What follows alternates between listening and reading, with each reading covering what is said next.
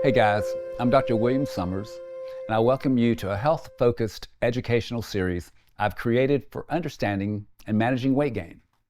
I am a practicing physician in Birmingham, Alabama for 35 years, and board certified in both OBGYN and obesity medicine. I tell my patients I'm double boring. This is an update to a video I did years ago because there's so much more relevant information now. And although I created these for my patients, I realize they can be used by any individuals, including any providers.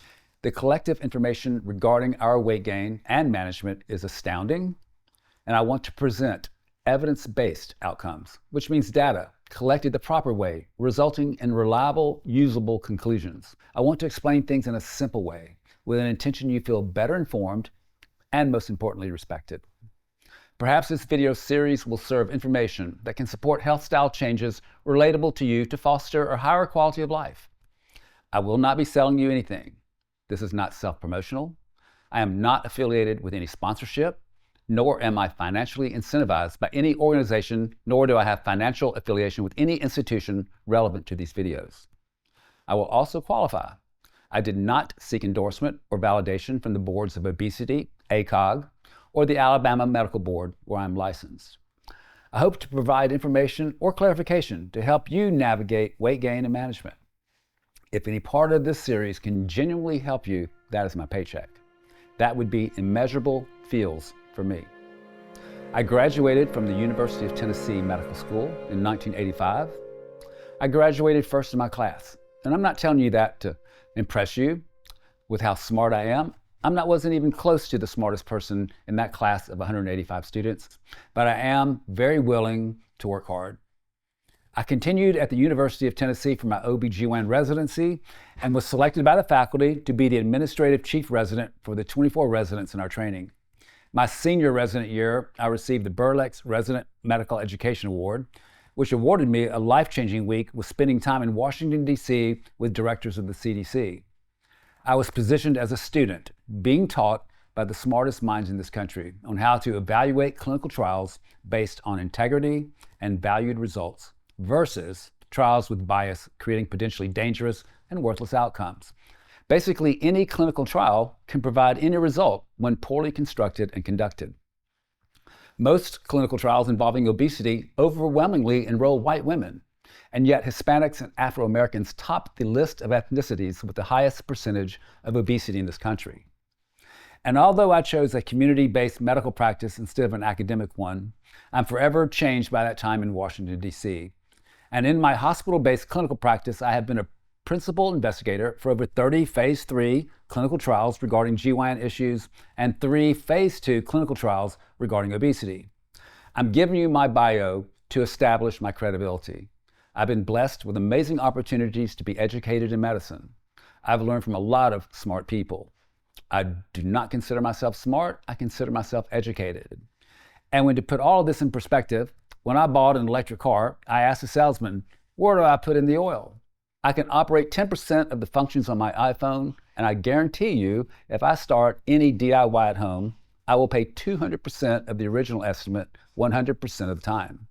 In my bio, I cannot omit really the 2 most significant lessons I've ever been taught. First and foremost, my mom taught me in all good things to give God the credit. And secondly, I was accepted and waiting almost a full year to start medical school. In 1980, I had finished college, was unemployed, had no income, and I welcomed the $20 a day the Memphis Board of Education offered me to serve as a substitute teacher. I was asked to be a sub-teacher for a 9th through 12th grade math and science class on the second day after school started. The teacher originally hired had quit the first day. The school was in an area of town that was socially challenged. No real teachers wanted to go there, so I became the permanent sub for the entire year. And may I just say now, that was the hardest I've ever had to work. Teachers deserve crowns. This is the raise a teacher deserves. Take the annual salary and move the decimal point 1 over to the right. I was not prepared for the months that followed, and I remember hoping that the bus that drove those kids home would never return. Until I had an epiphany. I suddenly saw the seemingly unmanageable, educationally impenetrable kids as just kids. Kids like any kids anywhere on the planet. except for so many of these kids endured circumstances unimaginable. And I kept imagining, what would I be like if I had that happen to me? Which naturally made me consider, how then would I want to be treated? And instead of looking at these kids through my distorted lens on what I thought was wrong, I began to see them with so many things that were right. It changed me to naturally treat these kids with the value and respect each one deserved. And when I did this, my classrooms improved in every way possible a classroom can improve.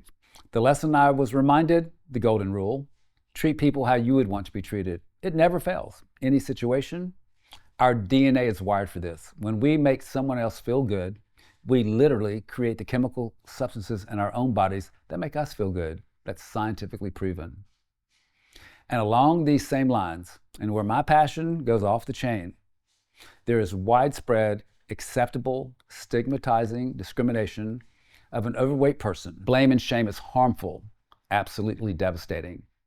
And to make any persons feel not good enough because of who they are is deplorable and ignorant. Educating ourselves with facts about the disease of obesity, I pray, will help eliminate this. Someone overweight should be stigmatized no more than someone with strep throat. And I say with shame that physician offices are recognized as the second most common place these misplaced stereotypes exist. I want to say again, I honestly hope someone can see these videos and say, I learned something.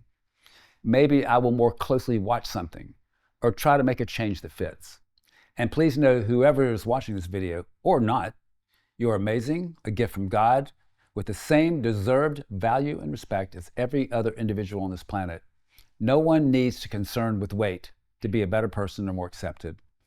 Education and an understanding that breaking some habits we didn't realize earlier were so bad can serve benefit to produce a higher quality of life. That is my goal. If you find something helpful to motivate a health style change, then this has been a success. And if we can all go forward, understanding each other, embracing and celebrating our amazing individualities, offering how would I want to be treated as our response mode, our society will be better in every way possible a society can be better. Help someone feel valued. Your DNA will reward you with your own amazing feel. Not just in clinical trials, any bias produces damaging and worthless outcomes. At the end of that school year, when 9th through 12th grade students hugged me and thanked me for teaching them, when a few said they love math or I want to be a scientist, my beaming smile was not, oh, look at me, but instead a speechless thank you and in all expression to them for giving me the privilege to help. And for those moments I call joy, I give God the credit. I hope that the image of that bus never leaves my brain. Maya Angelou brilliantly said, someone may not remember what you said or did, but they will always remember how you make them feel. I hope this series, Weight Management, a Class with ACT, will give us the feels. Thanks.